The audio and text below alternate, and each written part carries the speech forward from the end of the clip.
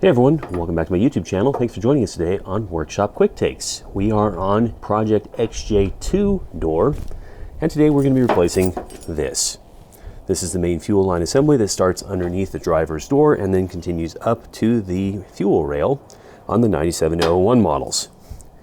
Now it does have a soft line section here and a soft line section here, along with fittings that have O-rings in them, so it is a part that can fail. It's not too difficult to get at. It's accessible once you pull out the air box and remove a couple vacuum lines, and you do need a fuel line tool, although with age the two halves can be kind of bonded together and may fight you a little bit when it comes apart. So you're going to have to be able to work around gasoline, which means starting with a cold vehicle and disconnecting your battery.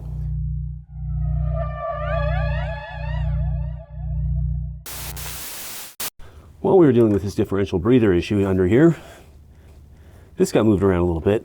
And this is the main gasoline feed line going up to the engine. On the newer vehicles, which have a deadhead design, there's no return, so it's just this one line. And right here, there's a splice point. And when this got wiggled around a bit, you immediately smelled fuel here. Didn't see it, but enough escaped to let us know that the O-rings in here are failing. And over time, then it'll actually start weeping fuel, and if you ignore it long enough, even spraying it. So we're not taking that chance, obviously. This line here, fortunately, is still a purchasable part for the 97 to 01, and it goes from here all the way up to the injector rail. And as near as I can tell, it only attaches two places. One of those places is the plastic clip and the fitting up in here. That whole assembly then continues up right here, and then comes up. You can see it wiggling there on the intake manifold. Just need to remove this plastic wire attachment point. Just slides off there like that, and then there's a bolt back there that we need to remove. And then the last place where it's attached is to the injector rail right there. Once again, we have one of those fittings with O-rings. So we'll have to get out a replacement part, make sure everything looks good, and then two fuel line disconnects, two physical points of attachment that need to be removed, and the whole thing should just slide up and out of there. This vehicle has not been started in a few days, but it has had the fuel pump replaced recently, and the check valve is working perfectly. So when we take off the cap off of the Schrader valve, I expect to push on that with a screwdriver or whatever and get a pretty good spray of fuel for a couple seconds. I hope it goes without saying, but don't do this job on a hot engine. You've got your exhaust manifold right down here. We're working on a cold engine on a cold day, so we don't anticipate too many problems, but just in case, there's the fire extinguisher. Now, getting at that lower attachment, we're probably gonna have to fiddle with that for a bit, which leaves us under the vehicle, trapped behind the front wheel for a while, so wheel chock. Now, the replacement line tends to go in and out of stock at a couple different places. When we ordered this, it was only conveniently available at Summit Racing, so this is the box it came in, not because it's heavy, but because it's so awkwardly shaped. And there it is. That there is the lower piece with the protective sleeving pre-installed, as we would hope, along with the retainer clip. And up here, we have the rubber protective hose section, exactly where we would look for it, and again, the retainer clip. Mopar, genuine parts and accessories, made in Mexico. Columbiana Chrysler Jeep Dodge, 100 Commerce Circle, Columbiana, Ohio. So I don't know if this was new old stock when Summit got it, or if that's just who they're sourcing dealer parts through. Kind of see the yellow O-rings back in there. Those are the parts that eventually fail. You can also see the fuel ring clips up in there. Let's take a look at our tool for those. This you can also get many places. Now, if you're paying attention, you'll notice that this is all made out of aluminum, and the reason for that is aluminum is not going to spark. So you want your fuel line clip pieces to be aluminum or plastic. Now, there's two sizes on here. Let's read the back and see why. 3/8 adapter works on 5.3 liter Suburban, Tahoe, Yukon, Avalanche, and select Silverados and Sierras. 5/16 adapter works on Ford, Chrysler, and GM. So the blue one here is slightly smaller. I'm assuming that's what we're supposed to be using. In order to push these back, it's going to go in around the other fuel line like this, and then this guy slid in should compress it, and you just push in and it'll release those four little locking tabs, and then the two pieces should just slide apart. So that's all there is to it. Let's go and see about getting the other one out. Next up, we want to be working on the Schrader valve here. We want to try and let as much fuel pressure out from the rail as possible before we start disconnecting it elsewhere. I don't have a lot of working clearance. On a stock airbox, this would be just up here on the side, but whatever. So now what I'm going to do is I'm just going to take this water bottle, take a nice sharp knife. Some people you may see demonstrate things like this might be a little more cavalier with fuel than I am. Great, that's up to them. I'm trying to show the safest way that I know how to do this. And here's a rag to catch the spurt. Oh, surprisingly less than I thought it would. I guess having the thing off for a few days has let the prime bleed out. So now that I know that there's no pressure up here in the rail at least, I'm going to go ahead and start disconnecting it physically. And so that means this screw down here. Now this will be slightly easier to get at if I'm okay with removing some of these vacuum lines, and it looks like they will come off without too much fuss. So I just need to remember to put those back when everything's said and done. And one more right here. The other thing I would be doing at this point, if I had the stock air intake on here, is removing that as well, but since it has this ridiculous K&N thing going on, I can probably work around it. However, I think I just need to remove that one screw on the clamp there, and it comes right off as well. And yeah, it looks like loosening that just makes this nice and loose. Out it comes. So yeah, that gives us the remaining clearance we need to get at this bolt right there, and that will loosen with a 10. Now today, for what it's worth, even though I've got a lot of threads to loosen here, and ooh, that whole thing is a stud that turns. Interesting. Even though I've got a couple little random things like this to remove, notice that I am not using my electric power tools. Reason for that is simple, is a lot of those tools are not sealed, and they do have a commutator that sparks in there. And since I'm working around fuel today, that's just not what we're gonna do. Okay, so this was a stud. And so that captive washer is the side that's gonna reattach. So now the only other mechanical attachment point is down below where we have that plastic clip. Visibility on this clip is not great. But what I'm going to do is just hit that joint with a bit of WD-40. And then I'm going to try using plastic tools. And maybe those will preserve the clip from worst case damage. Maybe. There we go. We should be able to just get a screwdriver in here and pop these loose by... Oh, since I already have a plastic tool, let's try that. Oh, good enough. There we go. That's off one side. There we go. Again, if you can use plastic or aluminum tools to do this instead of steel ones, it increases your odds of living. It's not to say you can't just pop it off with a screwdriver and be done with it, but now when there's in a little better shape, it's still staying attached. I think I want to get brake cleaner and just spray out the inside of that, because it shouldn't have too much dirt in there, but it may have some. Things are extremely flammable. But since again, we're working on a cold engine because we're working with stuff like this and we're working with gasoline. So we just need to spray this out and it should evaporate fairly quickly.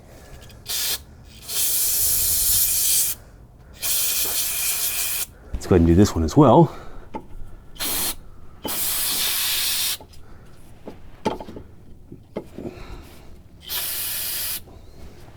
I've already confirmed I don't have pressure lurking in my fuel rail as near as I can tell, so I'm not expecting much gas to come out of here.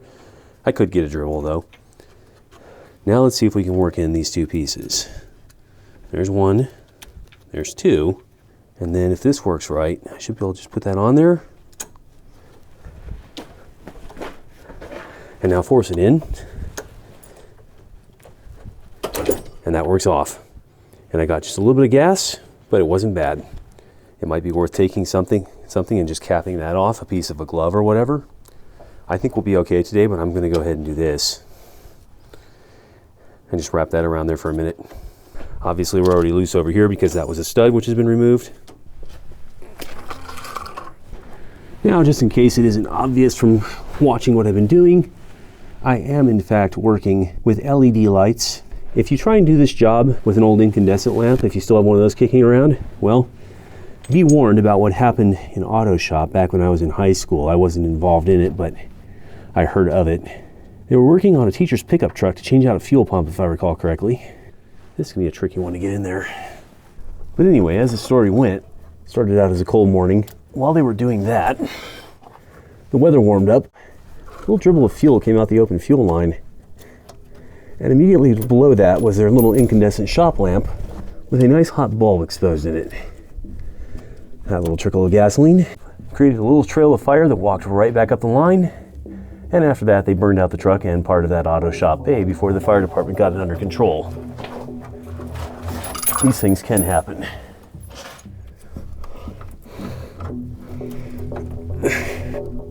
Well, not sure what to make of this one. It doesn't want to come apart. Really baked together in spite of the fact that it was leaking.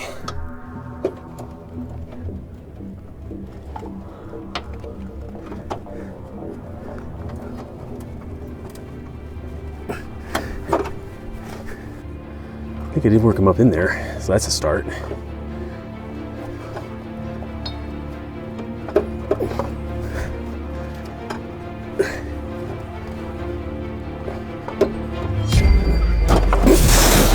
Yep.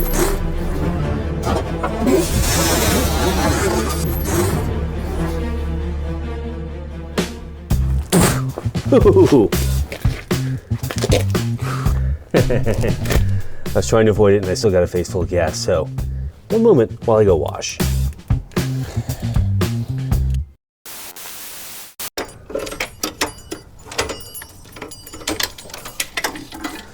There it is. First problem I can see on the new one is that that clip, if it was hanging loose, would probably snag on a whole bunch of things, so I think I want to snap it on before fishing it back down there. Anyway, it's out. Now, my wife might want to spray me down in brake cleaner before we share a bed this evening, but otherwise, that wasn't terrible. Let's just get the new one up next to the old one here and make sure they're bent along the same angles, because if that one got bent in shipping or handling in a weird way, then it'd be kind of hard to fight with it once it's already fished down in there. So up to here, we're looking pretty good. Okay, I'm gonna start by just temporarily installing this back on. A little more work to get it off under there, but we also don't want it tangling. So it goes like this. It has a thin end and a fat end, and the fat end has the little retainers there so that it can't slide off. So that needs to go down there. Needs to pass on the front side of that plastic retainer clip. Rotate around like that away. There we go. And then that's where it's supposed to live, more or less. The old one definitely doesn't have any of this notching going on, so this must have been for a later design variant, which means easiest thing to do is just clip it off. Wish I'd realized this before I had it down in here, but okay. One tab gone. Additionally, this is steel into aluminum, so good application for anti-seize. Go ahead and get that installed loosely so it's held in place, but I want to be able to slide it around if necessary. Okay, I'm not connecting this line up here yet, and I'll show why in a minute. One thing we can also do is go ahead and reattach these. Little WD-40 to coax them on. It's never a bad idea. No, actually, this needs to go under everything because it attaches onto that screw. Forgotten about that. So for sure it needs to be under these two.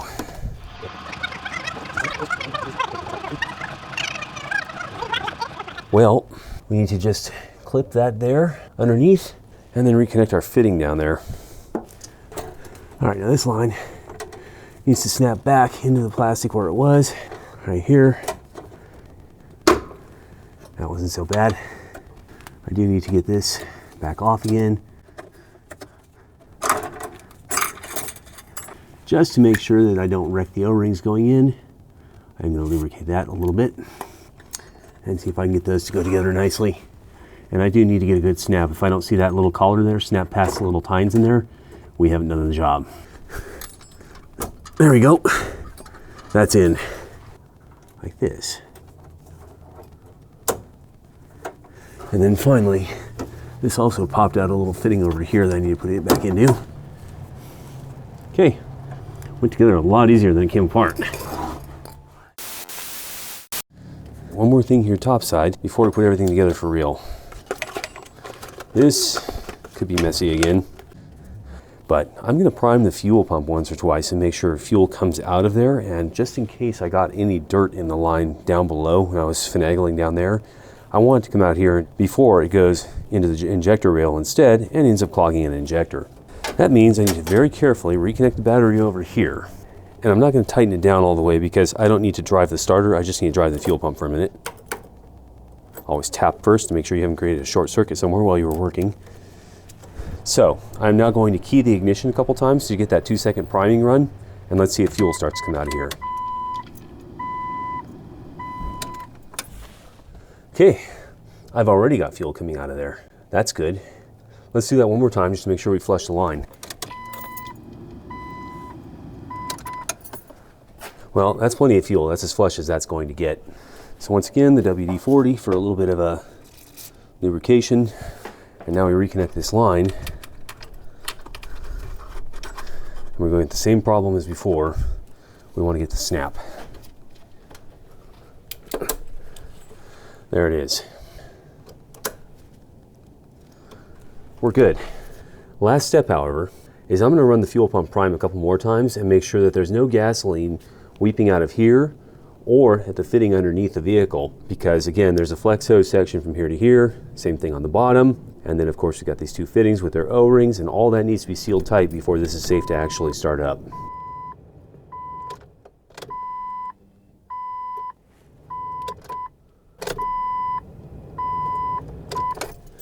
Okay, that was 3 priming runs. Let's see what's coming out of the Schrader valve.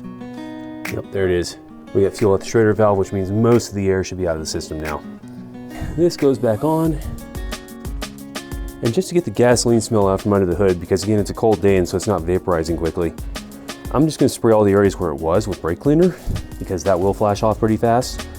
And then we'll just do one more quick check around these fittings with another priming run or two. Also, still need to tighten our bolt down there and then reinstall the air cleaner.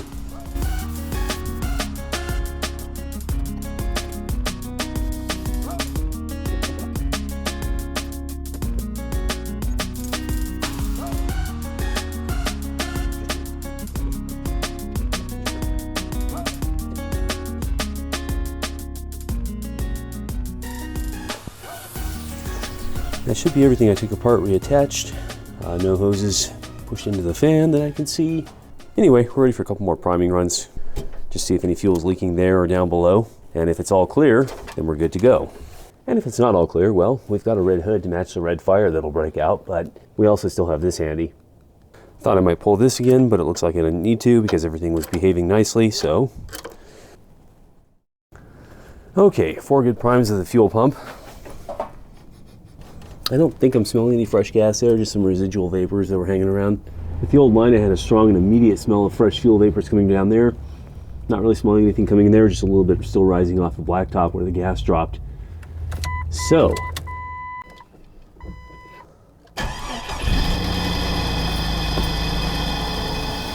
not seeing any leaking from the fitting. I think we're golden.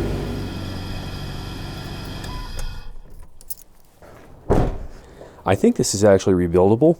You didn't need to cut the line off, the soft line off of here and off of here, get a replacement fitting and then rebuild it. I'm not sure if it's worth it because I think it was $115 or $120 for the Mopar original replacement, and that was just the easier solution this time.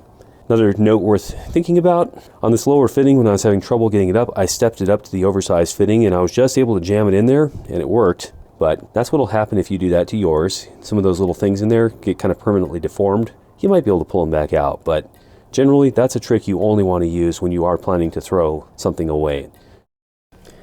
Hey everyone, thanks for joining me again on my YouTube channel. This has been Workshop Quick Takes.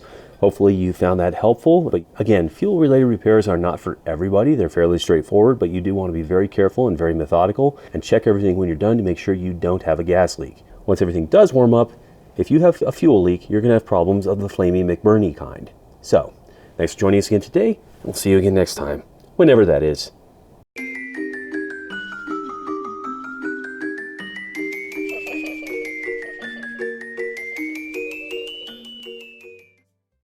Has anyone seen my phone?